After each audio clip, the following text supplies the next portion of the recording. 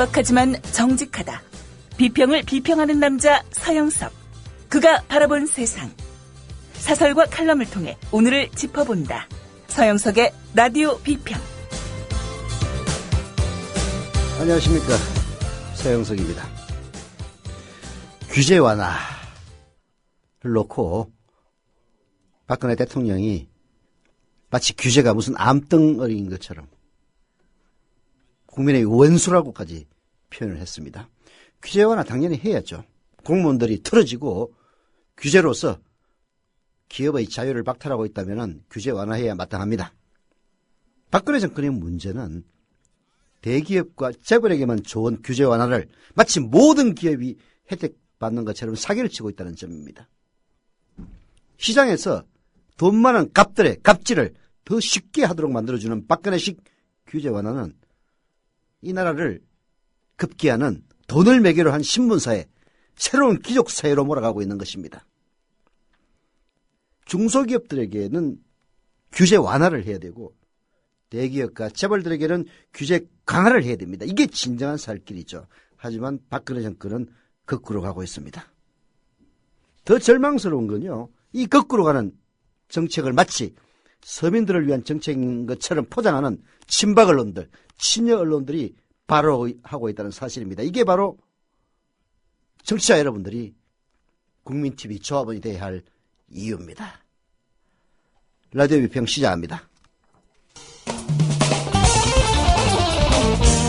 함께하고 계신 방송은 정치평론가 서영석 미디어 협동조합 이사가 진행하는 라디오 비평입니다.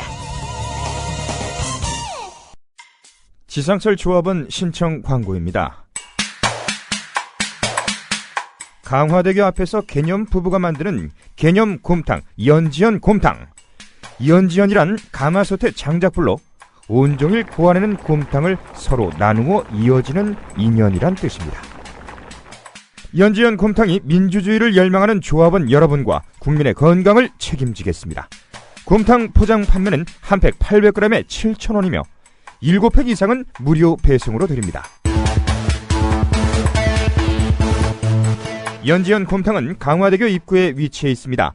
단체 주문 예약 및 포장 주문 전화번호는 010-7252-1114, 010-7252-1114, 031-989-9968. 조합원 단체 예약은 10% 할인해드립니다.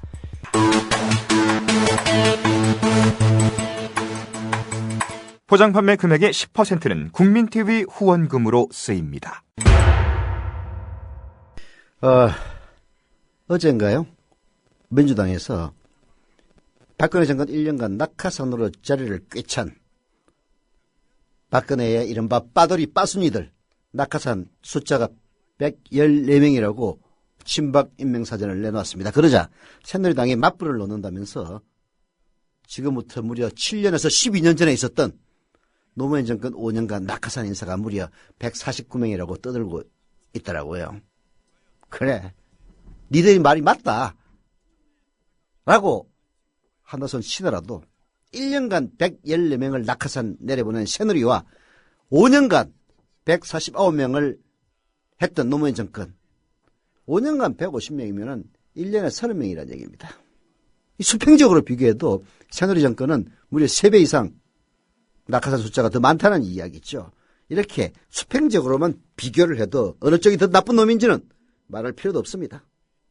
뭐 그런 거 잘 알면서도 새누리가 이따위 반박 자료를 내놓은 것은 개떡같이 말해도 찰떡같이 알아듣는 수구 언론들, 그리고 권력의 시녀인 KBS, MBC를 믿기 때문일 겁니다.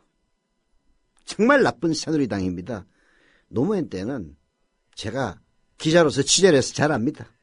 처음에는 낙하산을 했어도 중반부터는 채용 제도를 정비해서 낙하산을 하든 뭘 하든 반드시 공정한 검증 과정을 거치도록 했습니다. 새누리당, 박근혜, 니들 솔직히 그러질 않잖아. 박근혜 빠돌이 빠순이라면 누가 뭐라든 일단 꽂아놓고 안 되면 되게 하라. 이랬던 거 사실 아니라고 자신 있게 얘기할 수 있어?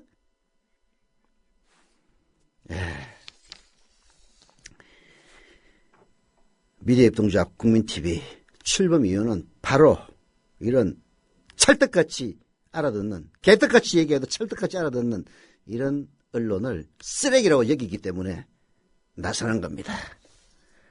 자본과 권력으로부터 진짜 자유로운 공정언론 국민TV, 곧 4월 1일부터 TV뉴스 시작합니다. 조합원 되고 싶으신 분들은 국민TV 홈페이지 kukmin.tv, 국민.tv로 들어오셔서 상단에 조합원 가입 신청 클릭하시면 됩니다. 인터넷 사용이 어려우신 분들의 경우에는요, 미디어협동조합 사무국 02-3144-7737, 02-3144-0933으로 전화하시면 직접 친절하게 가입시켜드립니다.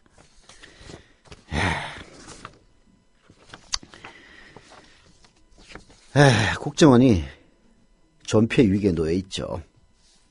그런데 새누리당 가관입니다. 이철우 새누리당 의원, 김진태 새누리당 의원 나와서 하는 이야기들 들어보면은 국민들 염장 못 질러서 안달이 난 사람들 같습니다. 한겨레신문이 오늘 새누리당 국정원 감싸기를 해야 될 때가 아니라 개혁할 때다라는 사설을 통해서 이 점을 짚고 있습니다. 들어보시죠. 국가정보원의 간첩 혐의 증거조작 사건을 놓고 새누리당은 갈림길에 섰다. 당내 기류도 묘하게 엇갈린다. 이른바 친이계 등을 중심으로는 남재준 원장 사퇴, 국정원 개혁론 등의 목소리가 나오기 시작했다. 하지만 대부분의 친박계 의원들은 침묵하고 그 사이 몇몇 의원들은 여전히 국정원 감싸기를 계속하고 있다. 사건 초기부터 지금까지 새누리당이 보인 행동은 스스로 돌아봐도 창피하기 짝이 없을 것이다. 김진태 의원의 중국 후진국 발언은 그만두고서라도 실세 중에 실세로 꼽히는 윤상현 원내수석 부대표는 주심양 한국 총영사관을 문제 삼을 게 아니라 주한 중국 대사관 영사부를 문제 삼아야 한다 따위의 말로 연일 국정원을 감쌌다. 친박 핵심 의원의 이런 주장은 사건 자체의 사실관계에 대한 잘못된 확신을 당내에 심어주며 대응책을 엉뚱한 방향으로 흐르게 한 중요한 요인이었다. 증거 조작의 실상이 하나둘 밝혀지면서 새누리당은 닥쳤던 개 지붕 쳐다보는 격이 됐다. 박근혜의 홍위병들이 박근혜를 대통령으로 당선시키는데 1등 공신을 했던 국정원을 변호하기 위해서 잘못된 정보를 주입시켰죠. 홍위병들이 이래서 무서운 겁니다.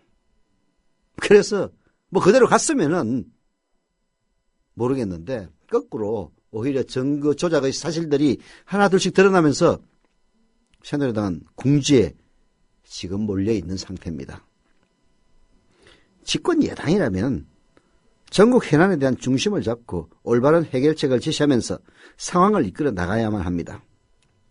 권력 내부에 대한 감시와 견제를 통해서 대통령이 잘못된 판단에 빠지지 않도록 조언하는 것도 필요합니다. 집권 여당이 뭡니까?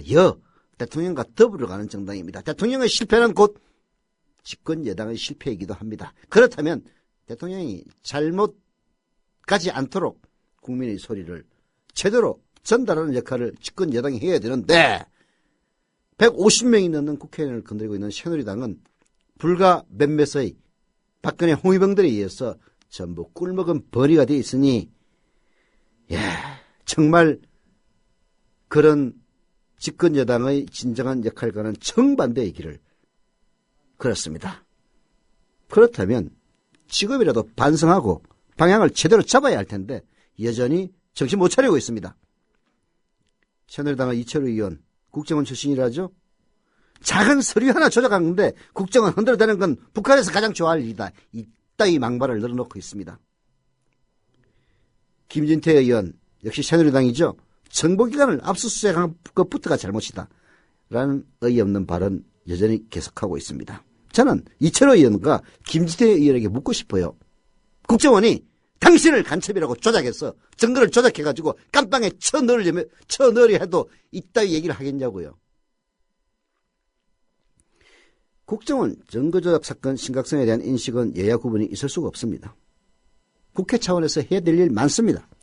증거조작의 진상은 일단 검찰 수사를 지켜본다고 해도 국정원의 사후 은폐와 검찰 수사 방해 등은 국회가 나서서 진상규명을 할 필요가 있는 거죠.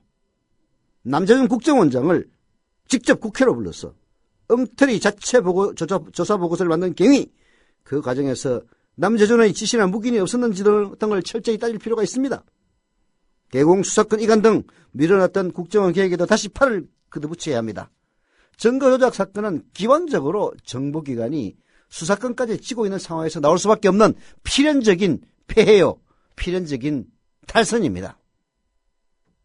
선진국 어느 나라를 가도 정보기관이 수사권까지 쥐고 있는 경우 전혀 없습니다. 국정원의 국기문란 행위에 대한 국민의 분노, 새누리당이 생각하는 것보다 훨씬 깊고도 넓습니다. 새누리당이 계속 국정원 감싸기를 하는 것을 6월 지방선거를 위해서라도 바람직한 전략으로 보이지는 않는다.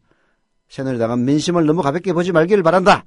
라고 한겨레신문은 충고를 하고 있는데요.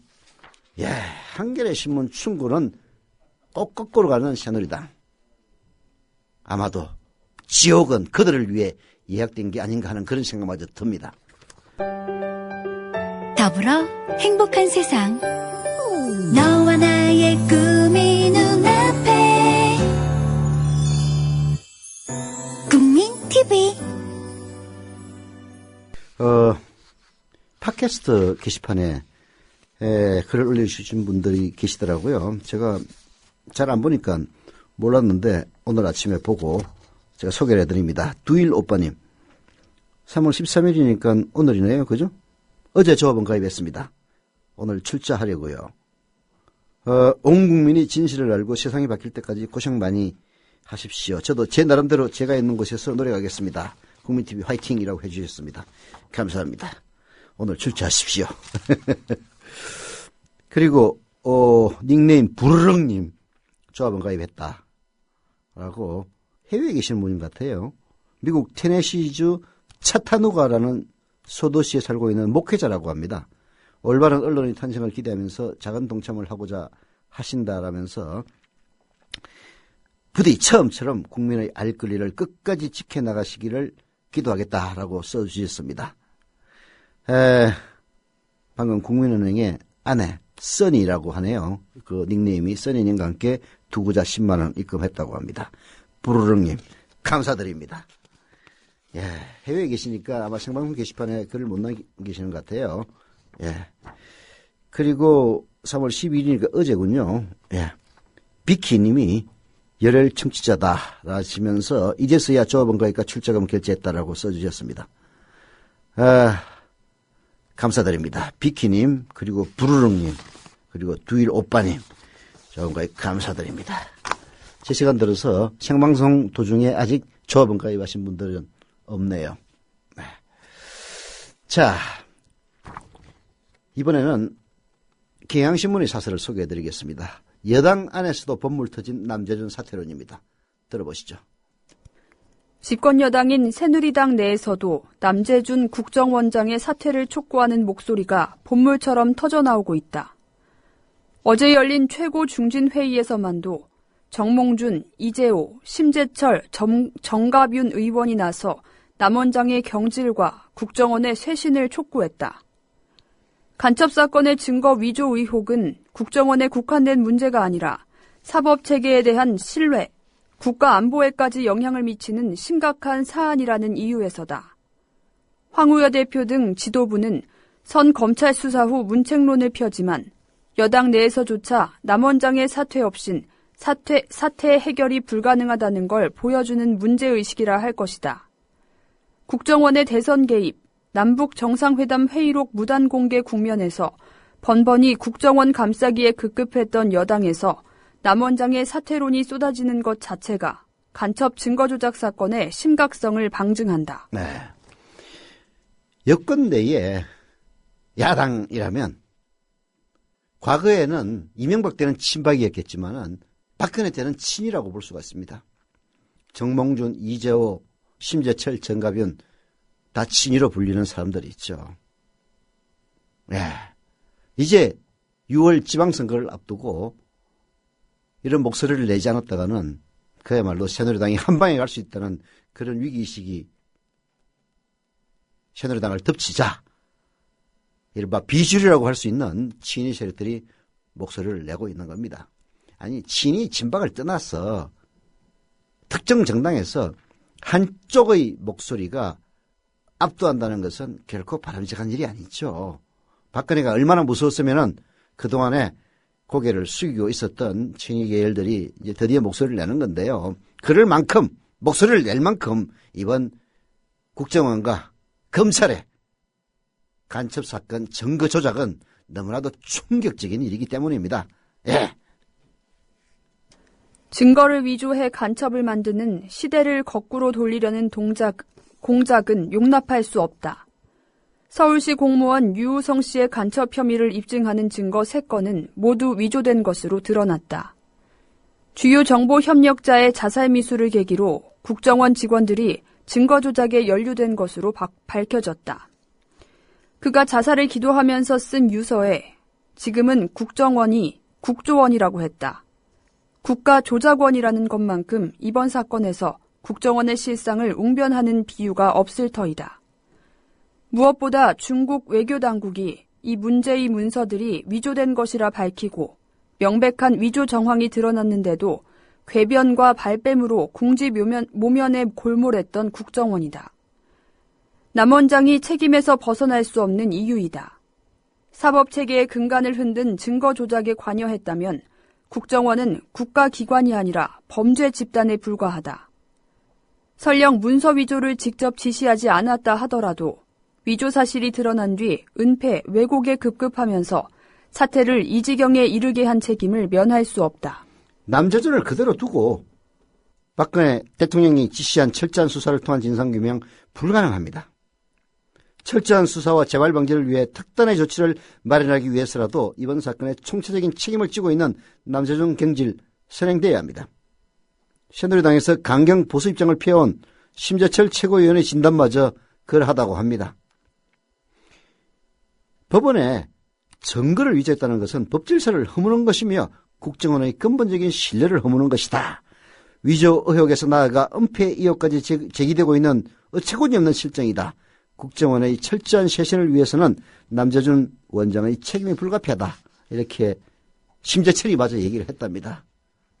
남재준 씨, 당신 더 이상 피할 곳이 없습니다. 그동안 연명하기 위해서 남북 정상회담 대화록을 무단 공개하고 그리고 무리하게 공안 사건을 통해서 빠져나가려고 했지만은 하늘의 거물은 성긴 것처럼 보여도 결코 빠져나갈 길이 없는 겁니다. 남재준 씨, 과연 어떤 벼슬을 내보일 것인지 아니면은 잘릴 것인지 궁금합니다. 더불어 행복한 세상. 너와 나의 꿈이 눈앞에. 국민 TV. 네. 유성 씨가 진짜 간첩이라고 믿는 수구 언론들 진짜 간첩이라고 믿는가 봐요. 그래서 제가 도대체 왜 그럴까? 증거가 다 조작됐다고 하는데 왜 간첩이라고 믿을까? 봤더니 유일한 근거는 국정원 협력자 김모 씨가 자살 시도를 하면서 국정원으로부터 가짜문서 제작비 1,000만 원을 받아라 라고 유서를 쓰면서도 유성은 간첩이 맞다. 증거를 못 찾아 처벌 못한다면 차라리 추방을 하라 라고 했던 그 유서 속의 구절이 근거였습니다. 기가 막히더라고요. 예. 아니 진짜 간첩이 맞다면은 그 간첩에 맞는 증거를 갖다가 확보해서 간첩이라고 기소를 했으면 됐지.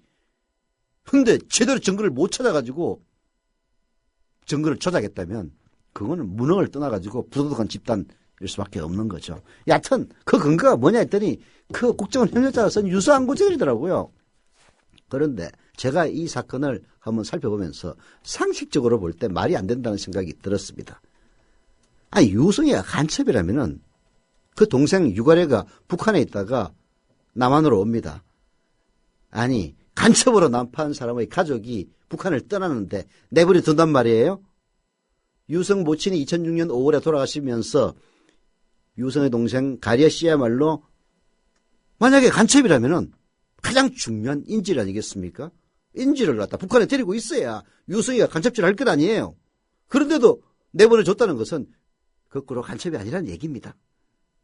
그리고 또 유성이가 간첩이라면은 동생을 제3국으로 보내는 게 정상이지 미국을 처음에 가라고 했다고 하더라고요. 근데 동생이 평소에 남한을 동경해서 남한으로 가고 싶다라고 했다고 해서 남한으로 오라고 하겠습니까? 유성이 탈북자 지원법 위반이라고 하는데요. 그건 맞는 얘기입니다. 화교 탈북자거든요. 근데 우리 탈북자 지원법에는 북한 국적을 갖고 있어야만이 지원을 받을 수가 있습니다. 그래서 아마 화교 탈북자이면서 북한 탈북자 행세를 했던 것 같습니다. 유성이가 간첩으로 등록하는 건요. 동생 가래가 탈북의 합동신문센터에 들어가면서부터입니다. 탈북자들 오면 무조건 합동신문센터에 들어가서 일주일에서 길게는 6개월간 있어야 됩니다. 말하자면은 탈북자로 위장한 간첩들이 많다 보니까 조사를 하는 거죠. 이 6개월 동안 동생 가래 씨는 아줌마 수사관, 대머리 수사관, 그리고 마지막에 큰삼촌이라는 수사관들로부터 정언을 짜 맞춰서 오빠 유성을 간첩으로 만듭니다. 유가래 씨에게는 이렇게 해야 오빠가 안 다친다고 사기를 쳤죠. 국정원 협력자가 무슨 근거로 유성을 간첩이라고 확신한지 알 수는 없지만 최소한 재판에서 국정원과 검찰이 제시한 유성에 대한 간첩죄의 증거들은 모두 엉터리든가 조작된 것, 그것만은 분명합니다. 유성이 오세훈 때 서울시 계약직 공무원으로 채용이 됐지만 국정원에 의해 간첩으로 둔갑했던 때는, 그리고 동생이 합동신문센터에 입소했던 때는 박원순이 서울시장을 하고 있었던 때입니다. 국정원의 박원순 치약 공작 문건이 괜히 나왔겠습니까? 정말 역지사지하라고 얘기하고 싶어요. 새누리당에는. 네 동생이 국정원이 니를 간첩으로 몰아가지고 증거를 조작해도 국정원은 꼭 필요한 대국수사기관이라고 그렇게 얘기를 하겠냐고요. 김진태, 이철호에게 묻고 싶습니다. 얘기가 좀 길어졌는데요.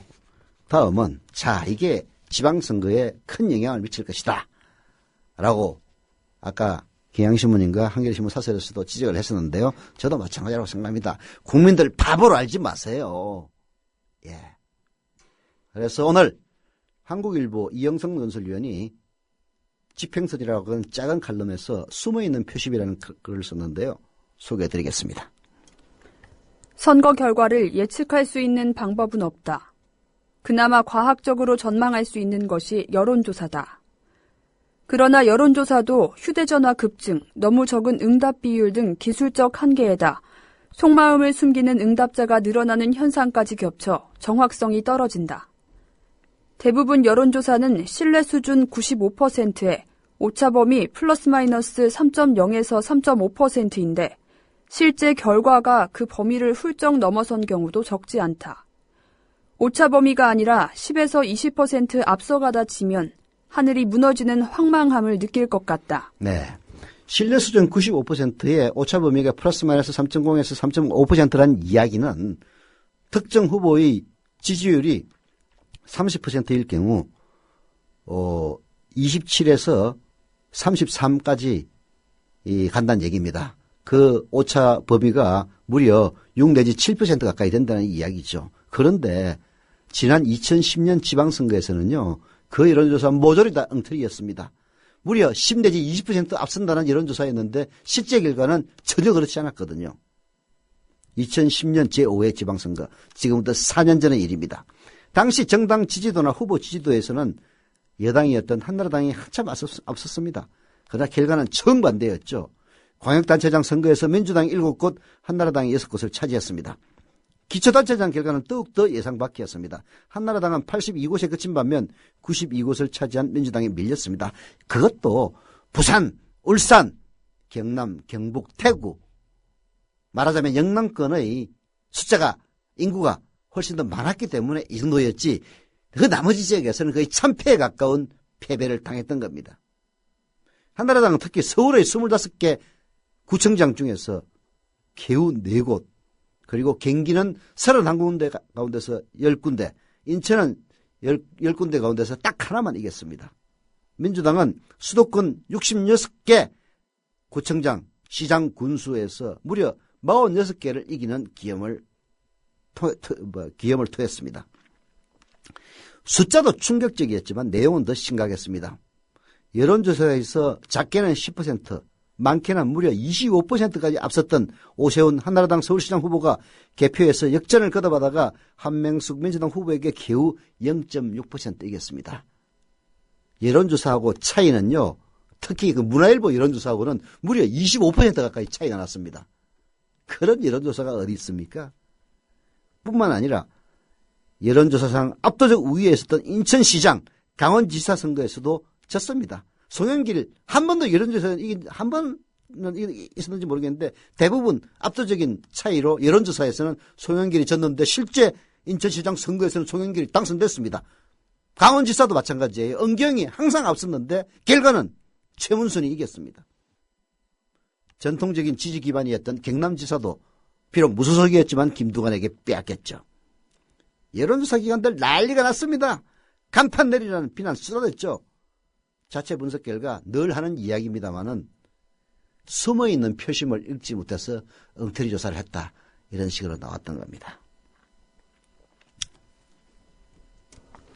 이번 6.4 지방선거의 관전 포인트 중 하나가 바로 숨어있는 표가 얼마나 될 것이며 어느 쪽이 더 많을 것이냐다.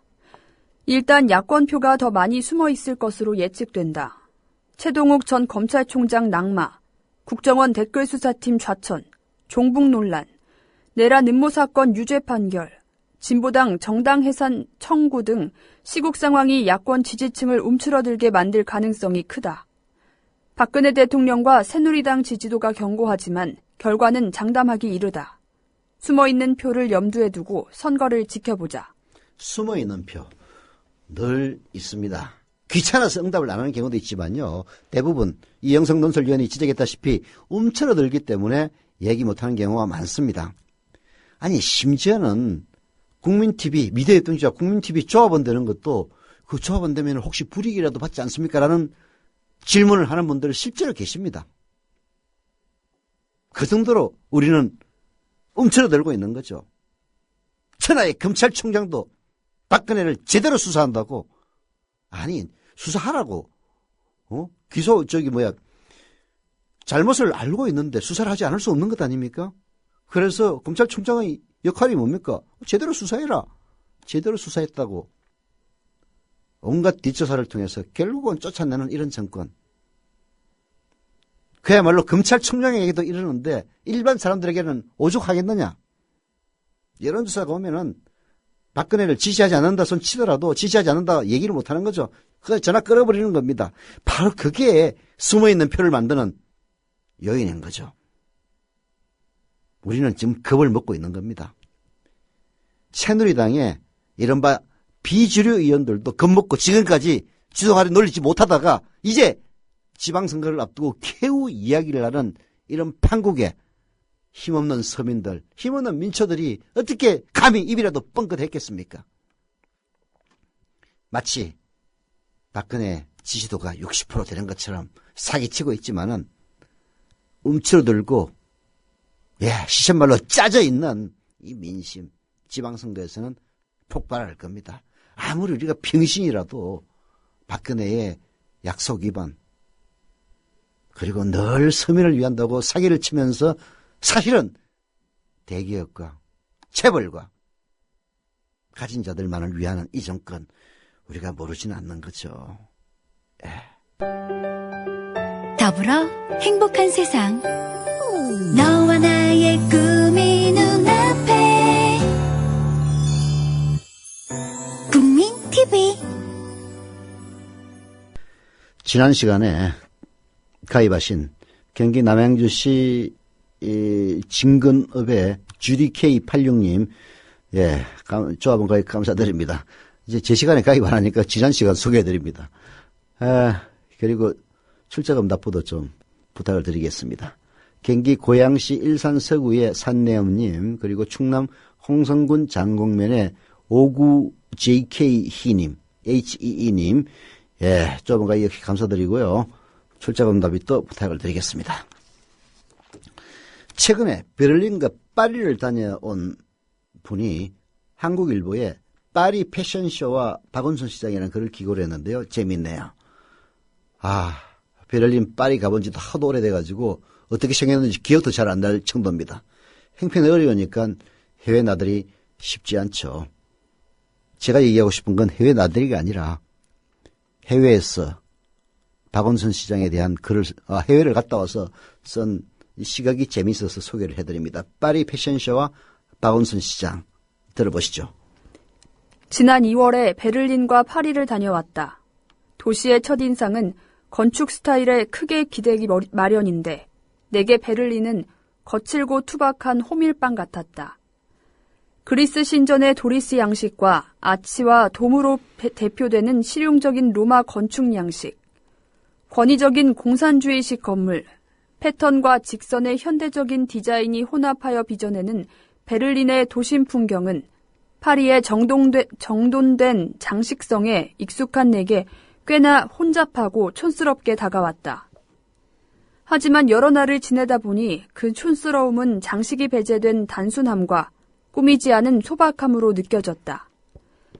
위압적인 직선의 각진 높은 건축물도 한 발 물러서서 보면 그 호방함에 파리의 오밀조밀함을 벗어난 듯 속이 탁 트였다.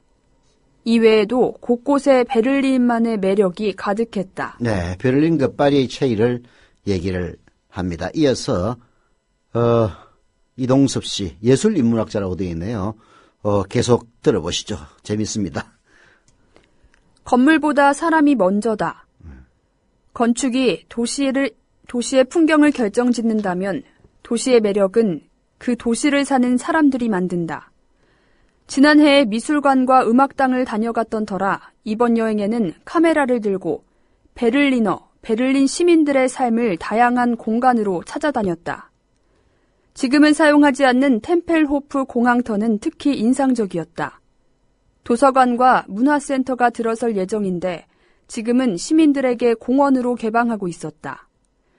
그곳에서 조깅을 하고 개와 산책을 하고 잔디밭에서 샌드위치를 먹고 3355 요가를 하고 모형 비행기를 날리며 오후 시간을 보내고 있었다. 도시 공간을 시민들에게 돌려주고 시민들은 그곳에서 각자 일상의 작지만 확실한 즐거움을 누리고 있었다. 서울 시민으로서 부러웠다. 2014년 가을 겨울 패션위크가 열리는 2월 말의 파리는 전 세계에서 모여든 패션 피플들로 들썩였다. 베를리너들이 베를린의 매력을 만들듯 파리의 매력도 파리지앵에게서 비롯됐다. 그들 각자는 참 불친절하지만 그들이 모여서 만든 파리는 참 매력적이었다. 잠시 머무는 여행객이 파리를 아름답게 만들어줄 수는 없다. 파리와 베를린의 아름다움은 결국 그곳에서 살아가는 이들이 개발하고 가꾸어 온 것이었다. 그것을 경험하고자 전 세계로부터 수많은 여행객들이 모여들었다. 자신이 살아가는 도시를 아름답게 가꾸고 지켜나가는 마음은 그 도시에 대한 강한 소속감과 사랑에서 비롯된다.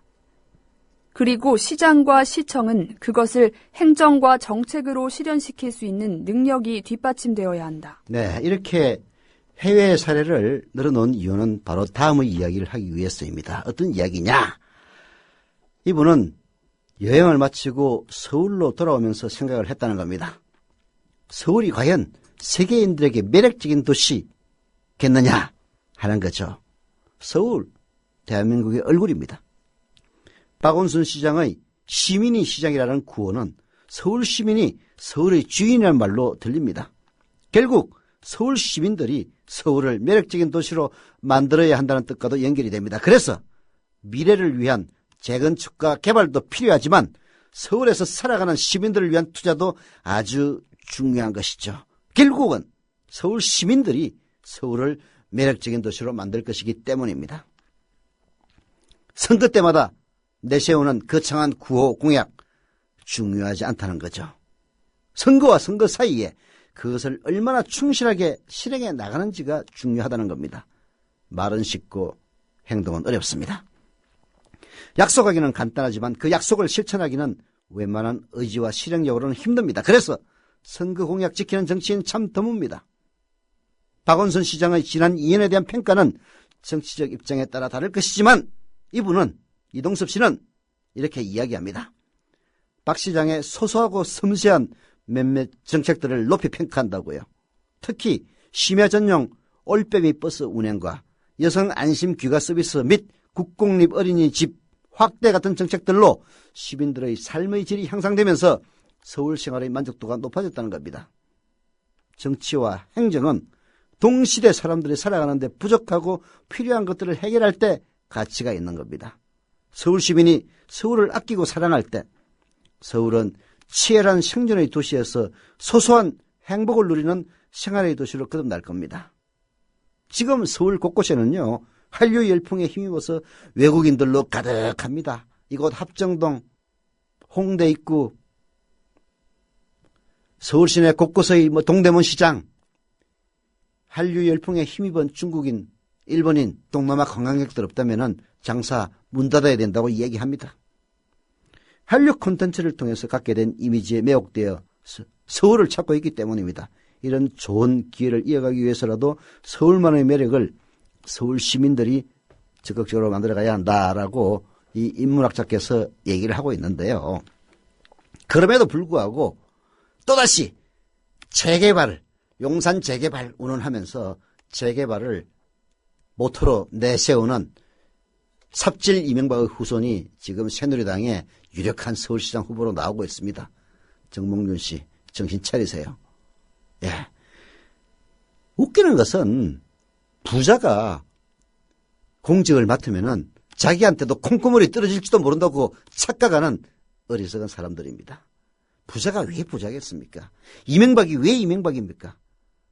대통령이라는 자리를, 대한민국이라는 국가를 재테크의 수단으로 삼았던 우리의 경험 바로 있습니다. 지금 그나마 박근혜가 대통령이 됐기 때문에 이명박의 악행이 제대로 드러나고 있지 않습니다만은 이명박이 저지른 악행은 반드시 밝혀져서 보응을 받을 겁니다. 우리 같은 어리석음 다시 범하지는 맙시다.